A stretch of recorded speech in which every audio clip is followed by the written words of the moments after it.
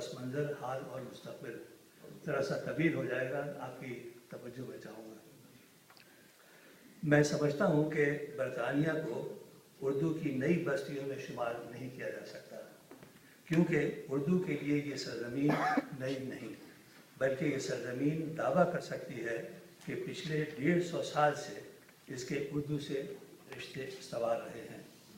یہ خیال بھی درست نہیں کہ برطانیہ میں بر صغیر سے تارکین وطن کی آمد کا سلسلہ دوسری عالمگیر جنگ کے دوران اور اس کے فوراً بعد شروع ہوا، جبکہ تجارتی بحری جہازوں پر کام کرنے والے ایشیائی اپنے جہازوں کے برطانوی بندرگاہوں پر نظر انداز ہونے کے بعد جہازوں کی سخت محنت و مشقت اور کم اجرت پر کام کی زندگی سے نجات حاصل کرنے کے لیے جہازوں سے کود کر برطانیہ کی سرزمین پر روزگار اور آسائش تلاش کرتے تھے، یا پھر بر صغیر کی آزادی کے بعد جب برطانیہ کے کارخانوں، ہسپتالوں اور ٹرانسپورٹ کے شعبوں میں افرادی قوت کی کمی پوری کرنے کے لیے کارکنوں کی ضرورت ہوئی تو بڑے پیمانے پر ہندوستان اور پاکستان میں بھرتیوں کا سلسلہ شروع ہوا اور یہاں بڑی تعداد میں آباد ہوئے۔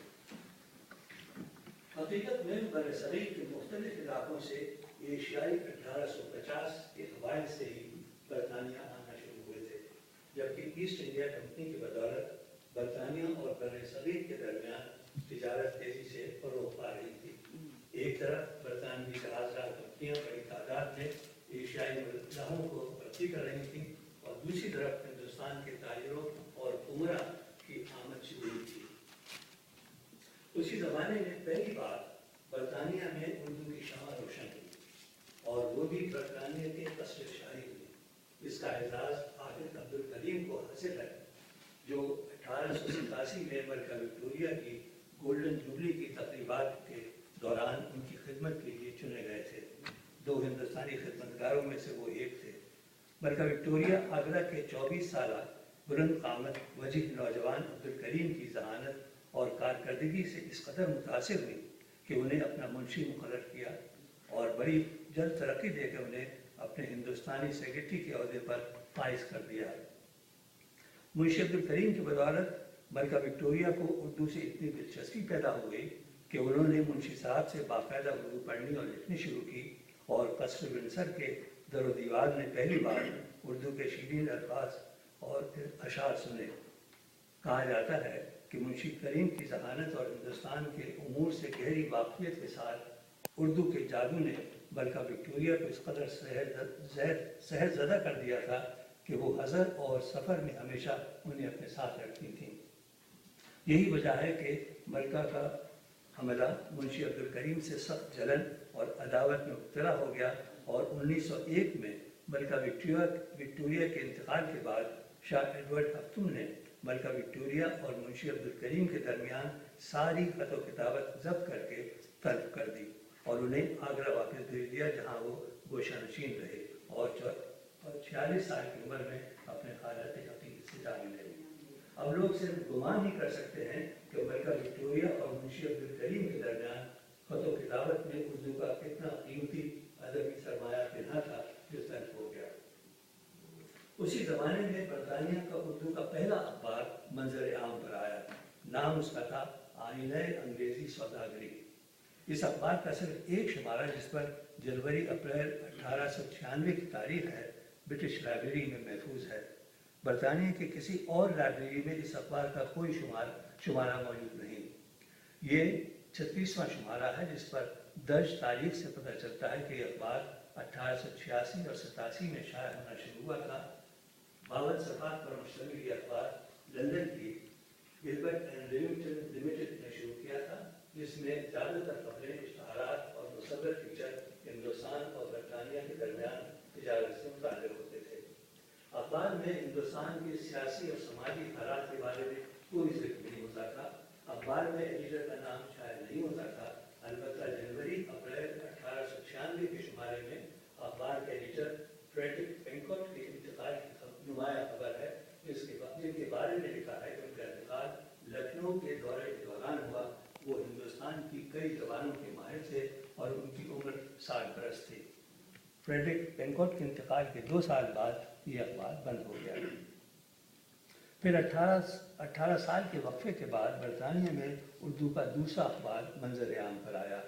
پہلی عالمگیر جنگ شروع ہونے کے 2 سال بعد شائع ہونے والا یہ اخبار برطانوی حکومت کی جنگی کاوشوں کے سلسلے میں شروع کیا گیا تھا۔ 15 روزہ مصور اس اخبار کا نام الحقیقہ تھا، جس میں تصاویر کے کیپشن اردو کے علاوہ ترکی، فارسی، عربی اور دوسری زبانوں میں دیے جاتے تھے۔ الحقیقہ کے ساتھ ساتھ برطانوی حکومت نے جنگی اخبار کے نام سے ایک اور اخبار شروع کیا جو اردو اور ہندی میں تھا۔ یہ اخبار 1919 تک شائع ہوتا رہا اور جنگ کے خاتمے کے بعد بند ہو گیا۔ پھر ایک طویل وقفہ چھایا رہا۔ اس وقفے کے سکوت کو توڑنے کے لیے بر صغیر سے برطانیہ میں تعلیم کی غرض سے آئے ہوئے طلباء نے اردو جرائد کی اشاعت سے گاہے بگاہے کوششیں کی۔ ان میں نمایاں جریدہ ہند تھا، جس کی ادارت کچھ عرصے کے لیے بر صغیر میں ترقی پسند مصنفین کے انجمن کی بانی سجاد ظہیر نے کی، جو 1927 میں حصول تعلیم کے لیے انگلستان آئے تھے اور 1935 تک یہاں رہے۔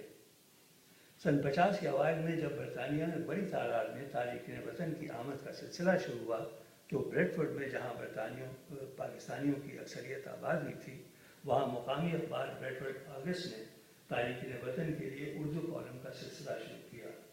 برطانیہ میں پاکستانی کی تعداد میں اضافہ اور یہاں پاکستان کی خبروں کی تشنیگی کو دیکھتے ہوئے لاہور کے روزنامہ نوائے وقت نے ہفت روزہ اوورسیز ایڈیشن چھپا کر برطانیہ بھیجنے کا سلسلہ شروع کیا، لیکن یہ تجربہ اس بنا پر کامیاب ثابت نہیں ہوا کہ اس ایڈیشن کی تقسیم کا کوئی خاطر خواہ انتظام نہیں تھا۔ دوسرے، اس ہفت روزے کا ادارتی پہلو بہت کمزور تھا، جو یہاں آباد پاکستانیوں کی ضروریات کو پورا نہیں کرتا تھا۔ نتیجہ یہ کہ نوائے وقت کا اوورسیز ایڈیشن بہت جلد ٹھپ پڑ گیا، لیکن اس نے برطانیہ میں باقاعدہ اردو صحافت کی راہ ہموار کی۔ برطانیہ کا پہلا باقاعدہ اردو ہفت روزہ مشرق تھا، جو اپریل 1961 میں شائع ہوا۔ اس کے ایڈیٹر محمود ہاشمی تھے، لیکن اس کے روح رواں اس زمانے میں کوہستان راولپنڈی کے بانی عنایت اللہ تھے، جو مشرق کا بیشتر مواد پاکستان سے کتابت کرا کے لندن بھجواتے تھے۔ مشرق تیار تو پاکستان میں ہوتا تھا، لیکن شائع اور تقسیم برطانیہ میں ہوتا تھا۔ مشرق کی مقبولیت کو دیکھتے ہوئے کشمیر سے تعلق رکھنے والے صحافی حبیب الرحمان نے برمنگھم سے ہفت روزہ ایشیا نکالا۔ حبیب الرحمان صحافت کے ساتھ ساتھ اشتہارات کے اصول میں یکتا تھے اور برطانیہ میں آباد کشمیریوں سے ان کے روابط اور تعلقات بےحد وسیع تھے۔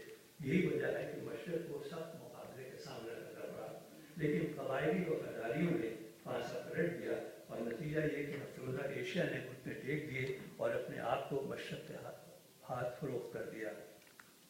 اس دوران ایک نیا ہفت روزہ اخبار وطن منظر عام پر آیا، جس کے بانی اور روح رواں بھی عنایت اللہ تھے، جو اس وقت پاکستان میں روزنامہ مشرق گروپ کے مینیجنگ ڈائریکٹر بن چکے تھے۔ انہوں نے پاکستانی اخبارات کے سارے وسائل وطن کے لیے مخصوص کر دیے تھے اور پاکستان سے تیار شدہ مواد کی ترسیل کے علاوہ وقتاً فوقتاً اپنے تجربے کار صحافی لندن بھیجتے تھے، جن میں ریاض بٹالوی، گلزار شریف اور اقبال زبیری نمایاں تھے۔ لیکن ان ممتاز صحافیوں کے باوجود اخبار وطن کی نظریں بڑی حد تک پاکستان اور وہ بھی پنجاب اور آزاد کشمیر تک محدود رہی، کیونکہ ان کے پڑھنے والوں کی بڑی تعداد انہی علاقوں سے تعلق رکھتی تھی۔ اور یہ بات کی بھی ضرورت تھی کہ انہیں اپنے علاقوں کے واقعات اور حالات جاننے کی زبردست خواہش تھی، جس کو اخبار وطن پوری کرنے کی کوشش کرتا تھا۔ مشرق سے جدا نئی راہ اختیار کرنے کے بجائے اخبار وطن نے اس کی تقلید میں آسان راہ اختیار کی۔ ایک بڑی وجہ اس کی یہ تھی کہ ہفت روزہ جریدوں کو مالی وسائل کی کمی کا سنگین مسئلہ درپیش تھا اور زمانے میں برطانیہ میں اردو کے تجربے کار صحافی بھی گنے چنے تھے۔ نتیجہ یہ کہ یہ ہفت روزہ جریدہ اپنے کوریج کو اس انداز سے وسعت نہ دے سکے جو اس ملک کے تناظر میں لازمی تھی۔ خود ان جریدوں کے کرتا دھرتا اس حقیقت کے معترف رہے کہ وہ اس زمانے میں اپنے قائلین کو برطانیہ کے سیاسی حالات، سماجی تبدیلیوں اور اقتصادی رجحانات کے بارے میں پوری طرح باخبر رکھنے اور برطانیہ کے معاشرے کے مختلف پہلوؤں اور یہاں کے اہم پالیسی ساز اداروں اور ان کے انداز کار کی وضاحت کرنے میں کامیاب نہیں رہے۔